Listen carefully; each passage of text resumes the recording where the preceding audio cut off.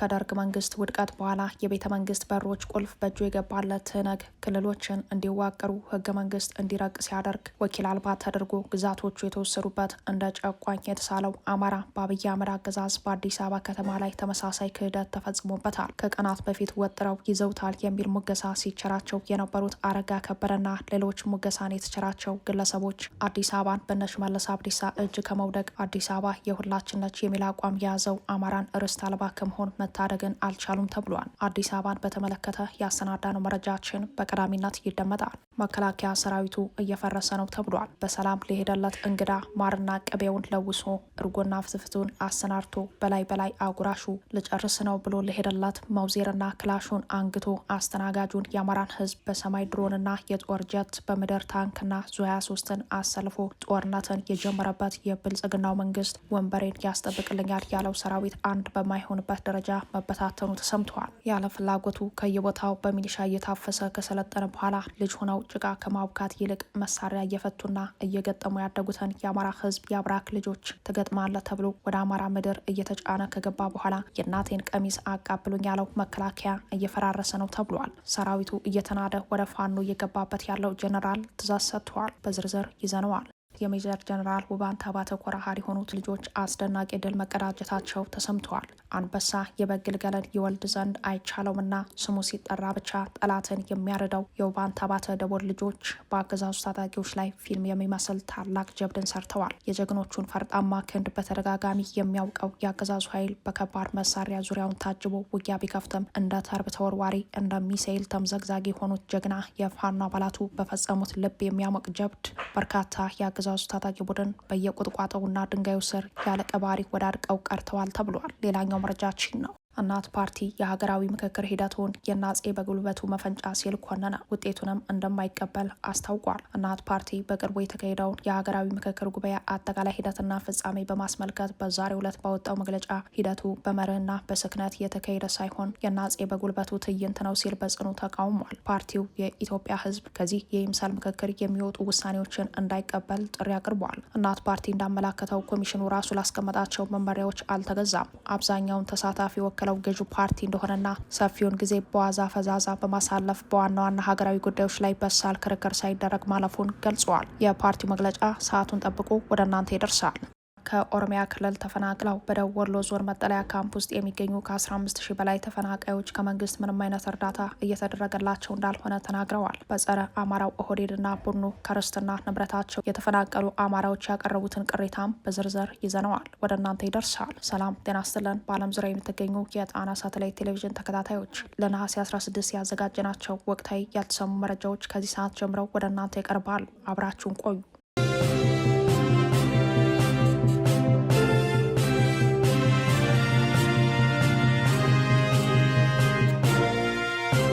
ከደርግ መንግስት ውድቀት በኋላ የቤተ መንግስት በሮች ቁልፍ በእጁ የገባለት ትህነግ ክልሎችን እንዲዋቀሩ ህገ መንግስት እንዲረቅ ሲያደርግ ወኪል አልባ ተደርጎ ግዛቶቹ የተወሰዱበት እንደ ጨቋኝ የተሳለው አማራ በአብይ አህመድ አገዛዝም በአዲስ አበባ ከተማ ላይ ተመሳሳይ ክህደት ተፈጽሞበታል። ከቀናት በፊት ወጥረው ይዘውታል የሚል ሙገሳ ሲቸራቸው የነበሩት አረጋ ከበደና ሌሎች ሙገሳን የተቸራቸው ግለሰቦች አዲስ አበባን በሽመልስ አብዲሳ እጅ ከመውደቅ አዲስ አበባ የሁላችን ነች የሚል አቋም የያዘው አማራን ርስት አልባ ከመሆን መታደግን አልቻሉም። በሀገሪቱ ፖለቲካዊ የበላይነት የወሰደው ኦህዴድ ተመካካሪዎች ሳይስማሙ አዲስ አበባን በጉልበት የሰለቀጠ ሲሆን የምክክር ኮሚሽን የሚል የዳቦ ስም የተሰጠው የአብይ አህመድ ዙፋን አደላዳይ ቡድን ህዝብን ንቆና ምንም አያመጡም በሚል አቋም የአፄ ዳዊትን ከተማ የጥንት አማራዎችንና ጉራጌዎችና የጋፋትና የዳሞት ዘሮች ይኖሩባት የነበረችው አዲስ አበባ ካላጉሌን በሚያስንቀው በ50 ዓመቱ ጎልማሳ የአገዛዝ ዘመን ለአንድ ክልል እንድትሰጥ ህግ ወጥቷል። በተቃራኒው ለመጣ ለሄደው መጋለብን ህዝብ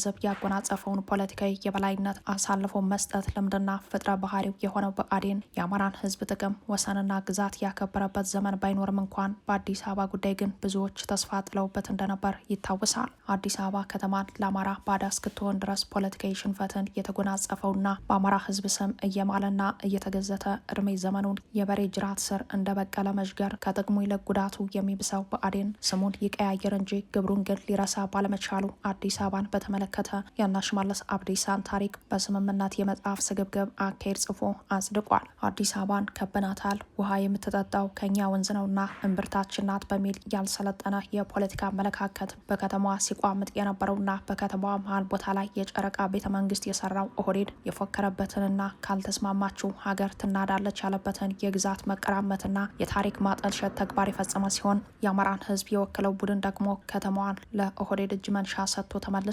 በአብይ አህመድ ይሁንታና ፍላጎት በከተማዋ ላይ የተሰራው ደባ የአማራ ህዝብ ብሎም የኢትዮጵያውያን የነጻነት ተስፋ በሆነው ፋኖ እርማት እንደሚወስድበት የሚታወቅ ቢሆን የስርዓቱ ፍጻሜ እስኪደርስ የፋኖ ኃይሎች ማዕከላዊ መንግስቱን ሲቆጣጠሩ እስካለው ጊዜ ከተማዋ እኔ ካልበላሁት ጭሪ ልበት ነው አይነት እሳቤ ባላቸው ሰዎች እጅ መውደቋ ነገሩን አሳሳቢ አድርገዋል። ናዝሬትን ዋና ከተማዬ ናት ብሎ በህገ መንግስቱ ያሰፈረው የኦሮሚያ ክልል መንግስት በተጋላቢዎቹ ድክመት ለጊዜው ያገኘውን ድል አስመልክቶ ውስኪና ቮድካ ሲራጭ ማደሩም ተሰምተዋል። ራሱን የምክክር ኮሚሽን ብሎ የሚጠራው ቡድኑ የአማራ ናቸው ያላቸውን ነገሮች ሁሉ ሽሮ አዲስ አሰራር ለማጽደቅ የደከመበት ምክክር በዛሬው ዕለት ፍጻሜ ያገኛል የተባለ ሲሆን በተመካካሪዎች መካከል ምንም አይነት ስምምነት ላይ የተደረሰበት ነገር የለምም ተብሏል። ኮሚሽኑ በአብይ አህመድ አንድ የስልክ ጥሪ ተቃዋሚ ተወካዮችን ከአዳራሽ አባሩ የራሱን ፖለቲካዊ ፍላጎት ያጸደቀበት ምክክሩ ነገ የነጻነት ጎህ ሲቀድ ሊያስጠይቅ የሚችል ነገር መሆኑንም የሚዘነጋ ጉዳይ አይደለም። በዚህም ውሳኔ ላይ የእጅ ፊርማቸውን የጣሉ አካላትን በሙሉ ከህግ ተጠያቂነት ያለማምለጣቸው ነገር የሚያጠራጥር ጉዳይ አይደለም።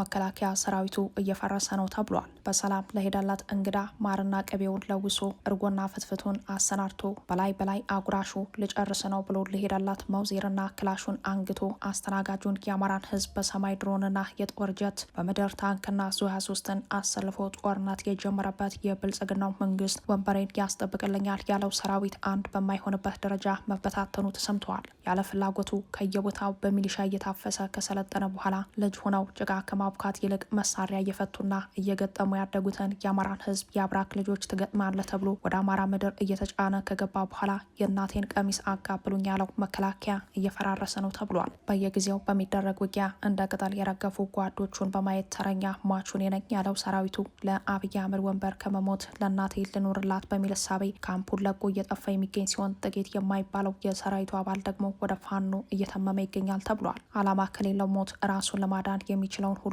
እያደረገ ያለው ሰራዊቱ መሳሪያውን እየሸጠ ሳይቀር እየጠፋ ሲሆን ለመጥፋትም አጋጣሚውን ያላገኘው የዚሁ ሰራዊት በርካታ አባልም ለፋኖ ኃይሎች እጅ በመስጠት ላይ ይገኛል። ከተራራ የገዘፍክነ በሚል የነ ዳንኤል ክብረት ፕሮፓጋንዳ አዘል ልብ አሟቂ ንግግር ተታሉ ከፋኖ ኃይሎች ጋር ጉልበት ካልተለካከው ያለው ሰራዊቱ አይኑ እያየ ክፍለ ጦሮች ሲፈርሱ ጊዜ ነው ከተደገሰላት የሞት ድግስ ከተደቀነበት የፋኖ ጥይት ለማምለጥ ካምፑን ጥሎ እየወጣ ያለውም ተብሏል። በዚህም በራያ አካባቢ ያለው የሰሜን ምስራቅ እዝ ሰራዊት አባላት በተከታታይ ወደ ፋኖ ኃይሎች እየተመሙ ሲሆን በሰራዊቱ መክዳትና በካምፑ ባዶ መሆን ግራ የተጋባው የእዙ አዛዥ አሰፋ ቸኮል በቀረው ሰራዊት ላይ ጥብቅ ክትትል እንዲደረግ ለሚያምናቸው የሰራዊቱ አባላት ትዕዛዝ ሰጥቷልም ተብሏል። በተለይም የአማራ ተወላጆች ላይ የተለየ ቁጥጥር እንዲደረግ ያዘዘው ወዳደሩ ጄኔራል ከሰሞኑ በግፍ ሰራዊቱ ምኒልክ ዕዝን እየተቀላቀለ መሆኑን ተከትሎ ነውም ተብሏል።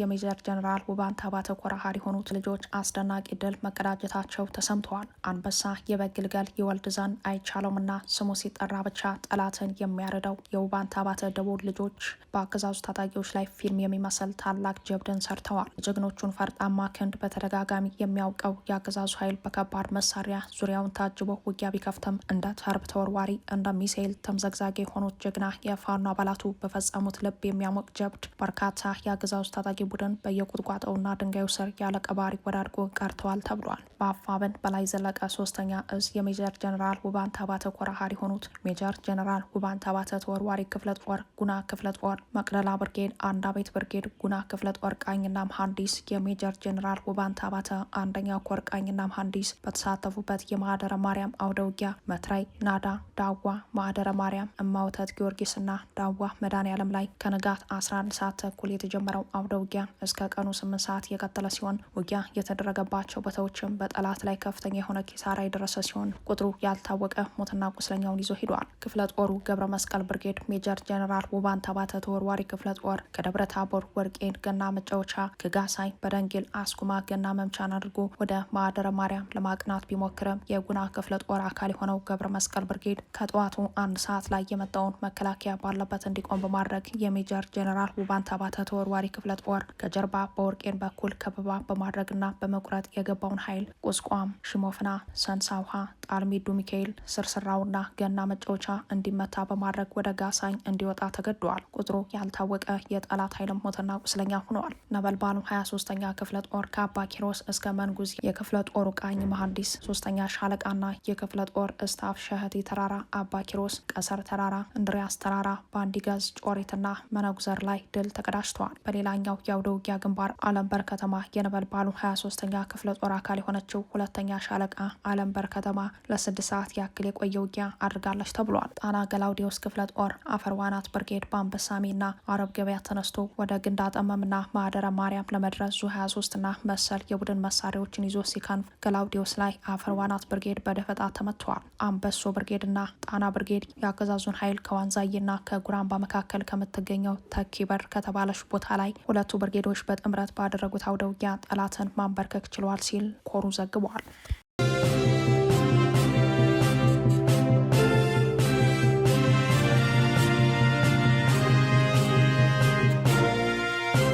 በመርህና በስክነት የተካሄደ ምክክር ሳይሆን የአፄ በጉልበቱ ትዕይንት በመሆኑ ህዝብ እንዳይቀበለው ሲል እናት ፓርቲ አስታወቀ። እናት ፓርቲ ከመነሻው የሀገራዊ ምክክር ሂደቱ ግልጽነት የጎደለውና በአገዛዙ የተጠለፈ መሆኑን ተረድቶ የተዛነፈው አካሄድ መስመር እንዲይዝ ለሀገር ይበጃል ያላቸውን አቅጣጫዎች ሲጠቁም መቆየቱ ይታወቃል። በቅርቡ ነሐሴ 6 ቀን 2018 በወጣው መግለጫ መስመሩን የሳተ ሂደት እንደሆነ ጠቅሰን ህዝቡን በንቃት እንዲጠብቅ ጥሪ ማድረጋችን ይታወሳል። ሆኖም የፓርቲያችንና የሌሎች መሰል ተቋማት ምክንያታዊ የእርምት አስተያየቶችን በበጎ ከመቀበል ይልቅ ጆሮ ዳባ ልበስ መባሉ የምክክር ጉባኤው የአፄ በጉልበቱ መፈንጫ ሆኖ አልፈዋል። አልፎ ተርፎም እንኳንስ ለሀገር አዲስ መፍትሄ ሊያዋልድ ይቅርና ላለው ሀገራዊ ቀውስ ጭራሽ ቤንዚል የሚያርከፈክፍ የዜሮ ድምር ውጤት ሆኗል ሲል የምክክር ኮሚሽኑን ውሳኔ አስመልክቶ ባወጣው መግለጫ ገልጿል። ፓርቲው ቀጥሎም ገና በእንቁላሉ ይስተካከላል ስንል የከረምነው መዋቅራዊ ስህተት ኮሚሽኑ ራሱ ላስቀመጠው መርህ እንኳን ያለመገዛት አብዛኛውን ተሳታፊ የወክለው ራሱ ገዢ ፓርቲ መሆኑ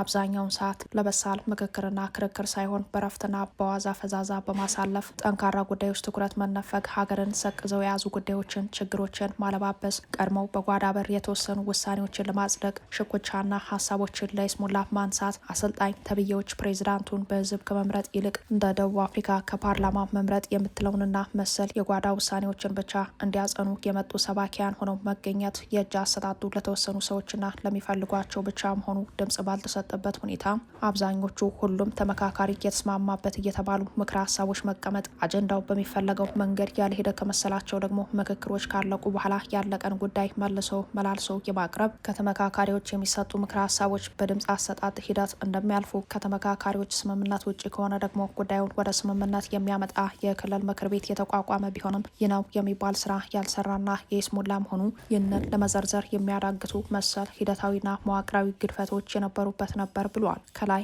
የተጠቀሱት ችግሮች አንኳርና ለማሳያ የተጠቀሱ እጅግ ጥቂቶች ናቸው። በተለይ ሌሎች ጉዳዮችን እንዲሸፈን ሆን ተብሎ በሚመስል አኳኋን ሲራገብ የነበረው የአዲስ አበባ ጉዳይ አብዛኛው ተመካካሪ ተስማምቶ ያስቀመጠው ሀሳብ አዲስ አበባ ለፌዴራል መንግስት ተጠሪ ትሆናለች የሚል ቢሆንም ብልጽግና በሚፈልገው መንገድ የተወሰነ ባለመሆኑ ያደራጃቸው ቡድኖች አዳራሽ ረግጦ መውጣት፣ አዳራሽ መረበሽ፣ የተቋጨን አጀንዳ እንደገና ማንሳት፣ ማስፈራራት፣ ውስጥም ከአዳራሽ ውጭም ድባቡ እንዲያስፈራ ማዋከብና የክልል ምክር ቤት የሚባለው ከተረሳና ጊዜው ካለፈ በኋላ እንደገና ተሰብስቦ ጉዳዩን እንዲያይና ያልተመከረበትን ወይም በአብዛኛው አብላጫው ውድቅ ያደረገውን ሀሳብ ቅቡልነት እንዳለው ተደርጎ መቅረቡ ኮሚሽኑ ወጥ መርህ የሌለውና የገዢው መንግስት ጉዳይ አስፈጻሚ መሆኑን በገሃድ ያሳየ ጉዳይ ነው። የአዲስ አበባ ጉዳይ ከላይ በተገለጸ ሁኔታ በ50 250 500 ቡድኖች ጸድቆና ስምምነት ተደርጎ ለ4000 ቡድኖች ቀደም ብሎ ቀርቦ ምክክሩም ከሞላ ጎደል የተጠናቀቀ ሲሆን የተፈለገውና የአፄ የአፄ በጉልበቱ ፍላጎትና የጓዳ ውሳኔ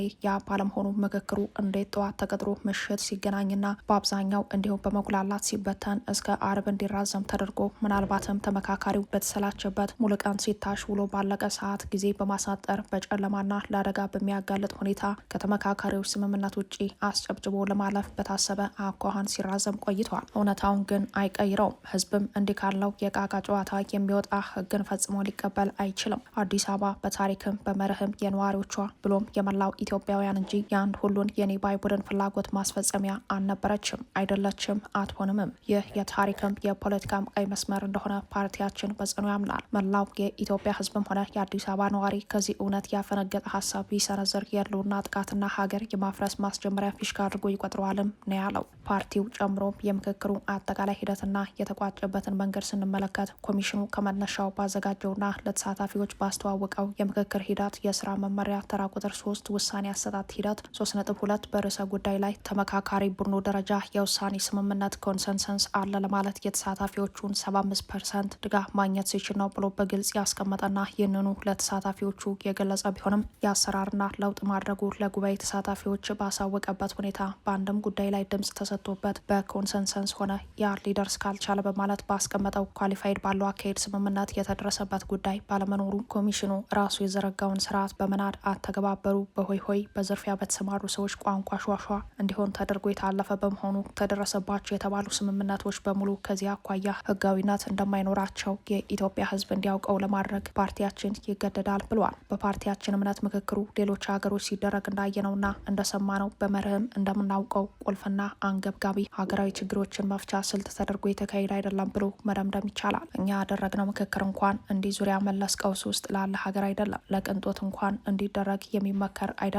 በአጠቃላይ ምክክሩ ውስብስብ ችግሮችን እያለባበሰ ቀላል ችግሮችን ደግሞ ማወሳሰቢያ መድረክ ሆኖ አልፏል ቢባል ማጋነን አይሆንም ሲል በመግለጫው ያስታውቃል። በመሆኑም በታሪክ ፊት ምክክሩ ተጨባጭና አዎንታዊ ውጤት እንዳያስገኝና ባለው ቀውስ ላይ ተጨማሪ ቀውስ እንዲወልድ በር የከፈተው ጠበብ ሲል የኦሮሚያ ብልጽግና ሰፋ ሲል ገዢ ብልጽግና ነው። መላው የኢትዮጵያ ህዝብ የምክክሩ ሂደት የተቃኘበትን አደገኛ መንገድ ተገንዝቦ ከዚህ የተዛባና አቅጣጫውን ከሳተ የይምሰል ምክክር የሚወጡ አሳሳች ውሳኔዎችና ሰነዶችን እንዳይቀበልና በአመቹ መንገድ ሁሉ እንዲቃወም ጥሪ እናደርጋለን። እናት ፓርቲ ምክክሩ ከጅምሩ ጀምሮ የጎላ ችግሮች እንደነበሩበት ለኮሚሽኑና ለህዝቡ ያሳወቀ በመሆኑ አሁንም ውጤቱን ለማስቀየር በአፄ በጉልበቱ የሚዘውሩት ድራማ በመሆኑ ሙሉ በሙሉ እውቅና የማይሰጠው መሆኑን እንገልጻለን ብሏል።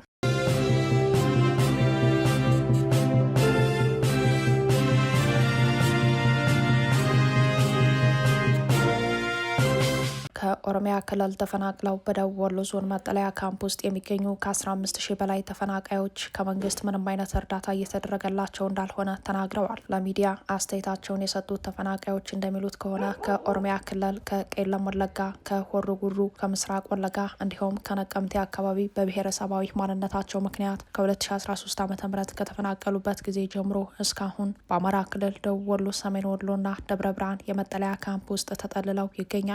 በደቡብ ወሎ ዞን ውስጥ የሚገኙት እነዚሁ ተፈናቃዮች በሸራ ውስጥ የተጠለሉ ሲሆን በዚህም የፀሐይና የብርድ መፈራረቅ፣ የምግብ እጥረት እንዲሁም በእነዚህ ወገኖች ላይ ኃላፊነት የሚወስድ አካል አለመኖሩ አስቸጋሪ ሆኖብናል ይላሉ። የደቡብ ወሎ ተፈናቃዮችን ጉዳይ መንግስት ይዞታል ነው የምንባለው ያሉት ተፈናቃዮቹ፣ ነገር ግን መንግስት እርዳታ እየሰጠ አይደለም፣ እንዲሁም መንግስት ተፈናቃዮቹን ወደ ቀደመ ቦታቸው መልሻለሁ ያለ ያስተባብላል በማለት ያሰራጫል ያሉትን መረጃ ውድቅ አድርገዋል። አያይዘውም መንግስት ካምፕ እንዳለ ያምናል፣ ነገር ግን ምግብ አይሰጥም። ሆኖም ደቡብ ወሎ ላሉ ተፈናቃዮች እኔ ነኝ ኃላፊነት የሚወስደው፣ ምንም አይነት ድርጅት አይገባም ይልና እሺ እርዳታው ይሰጠን ብለን ስንጠይቅ ከ5 ወራት በኋላ ስንዴ ወይም ደግሞ በቆሎ ብቻ ይሰጣል ሲሉ ወቅሰዋል። መንግስት ለጉዳዩ ትኩረት አልሰጠም፣ ድርጅትም እንዲረዳን አያስገባም ያሉት ተፈናቃዮቹ በ11 ካምፕ ውስጥ ብቻ ወደ 15,000 የሚሆኑ ተፈናቃዮች መኖራቸውን ይናገራሉ። ማህበረሰቡ ጋር ተቀላቅለው የሚኖሩ ደግሞ በጥፍ ሊልቁ እንደሚችሉ በመጥቀስ በአጠቃላይ በደቡብ ወሎ ዞን የተፈናቀሉ ዜጎች ቁጥር ከ34,000 በላይ እንደሆኑ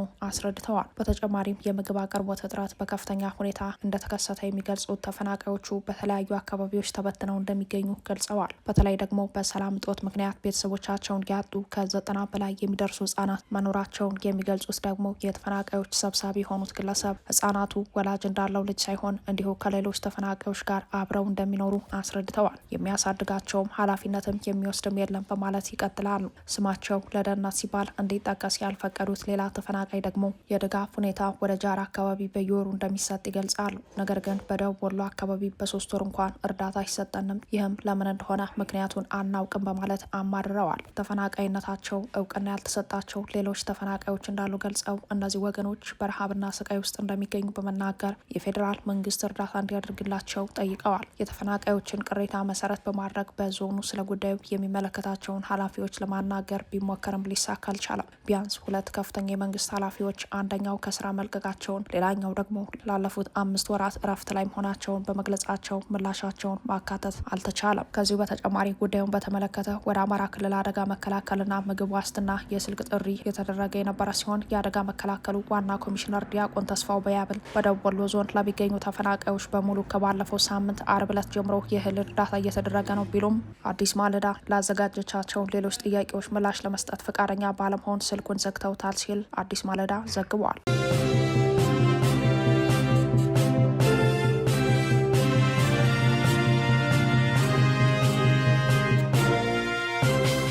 ከጣና ሳተላይት ቴሌቪዥን የዛሬ ዜናችን በዚያ በቃ። ሰብስክራይብ፣ ላይክ፣ ሸር በማድረግ የቻናላችን ቤተሰብ ይሁኑ። አብራችሁን ስለነበራችሁ እናመሰግናለን። ጤና ይስጥልን።